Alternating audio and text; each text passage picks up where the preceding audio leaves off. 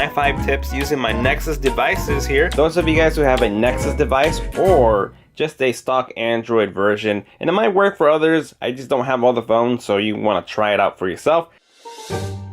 There's a little trick to your phone that I'm going to show you here. Pay attention to the toggles. I can rearrange all these, and maybe you thought you can't do that unless you're rooted, but you do not need that. Now all we're going to do is press and hold on this little, and you can see it spinning. You can see it spinning right there. I'm going to let go. System UI Tuner has been added to settings. Now we're going to scroll down and go to System UI Tuner.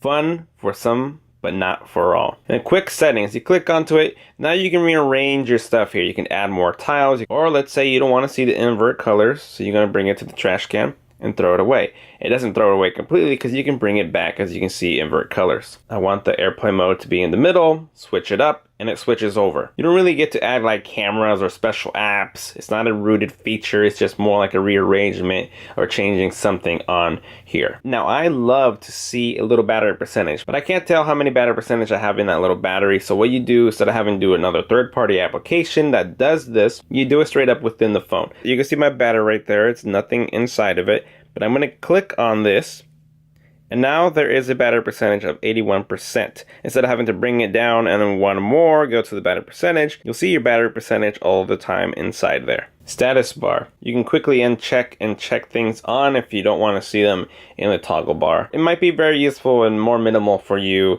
or added features. Tip 2.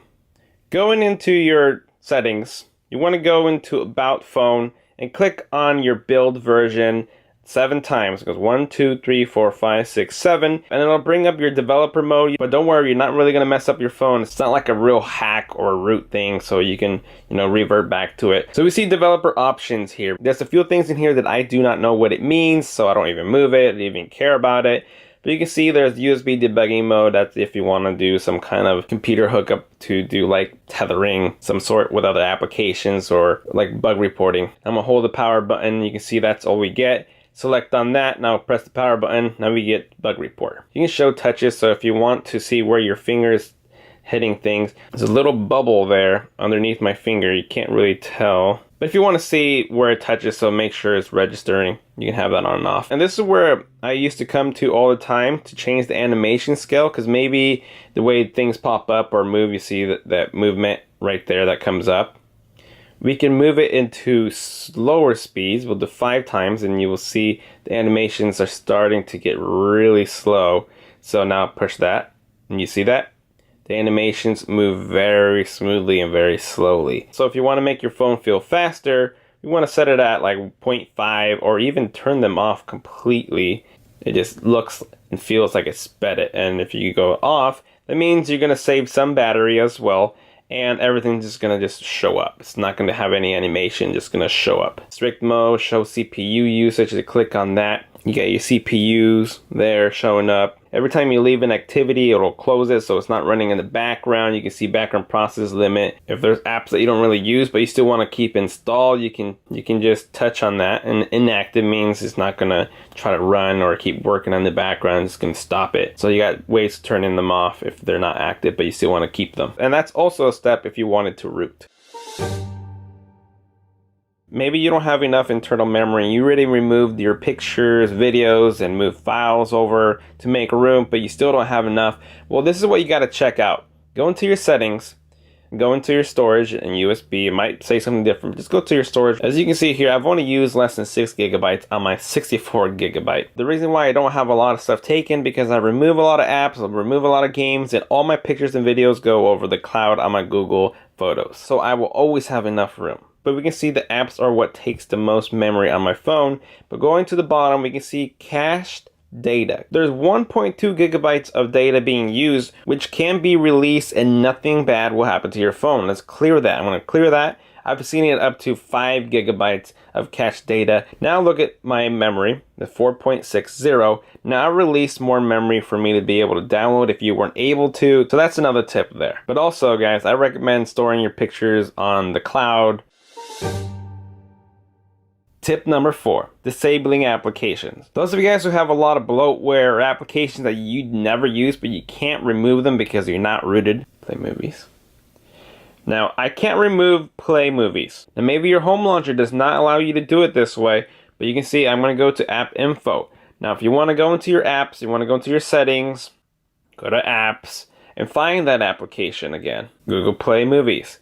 Now I can't uninstall it because I have to have it, but I'm going to force stop it. You don't need to press that at all, but it'll say computing there, which you don't have to wait for, and you press disable. Now it says if you disable this app, other apps may no longer function as intended. Your data will also be deleted, which I'm totally fine because I don't ever use it. So I'm going to disable the app. Now it doesn't uninstall it from your phone. It just goes back to a factory version of uninstalling. It is disabled now. Let's go back into the drawer and you will see that it's no longer there. So I won't be annoyed with applications that are in my drawer, or it just won't be popping up or stuff being updated for it because I don't have it ready for it to try to work. So that's a disabled option. If you needed to bring it back, go back into your applications. If you don't have the option to choose from disabled, enabled, or applications, it's always going to be at the very bottom. And click on that, you see disabled. And those are the disabled applications. And lastly, for tip number 5, we want to go into NFC. My NFC is always checked on. It does not drain any battery, anything extra. There's no problem having it on. So what about NFC? Not only can you make mobile payments, paying in stores with your Android Pay, Samsung Pay, they use the same NFC, which is near field communication. But this is where it comes really handy. Let's say you wanted to do a application without the need of inputting any information. I'm going to open up OfferUp. Now I'm using my Nexus 7 tablet here, but it can be any other Android phone with NFC. Now I'm just going to combine these together in the back, and my NFC chip should be right there. Now you can see it got smaller, and I'm going to touch this and it's going to beam it right over to the tablet here. And there's the application right there without me having to put any information, because I had this app open. Your friend might have been watching this app and he wants it. Same as Clash Royale. Put it over, cast it over, and there we have it, Clash Royale. NFC is great for a lot of reasons. You can even buy little tags to make profiles and a lot of things about NFC.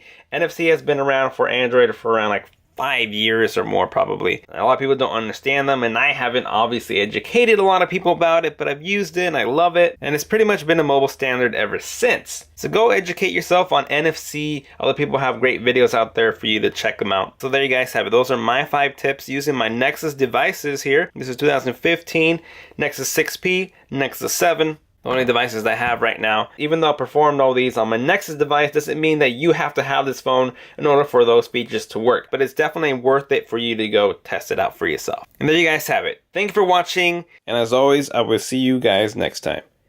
Later.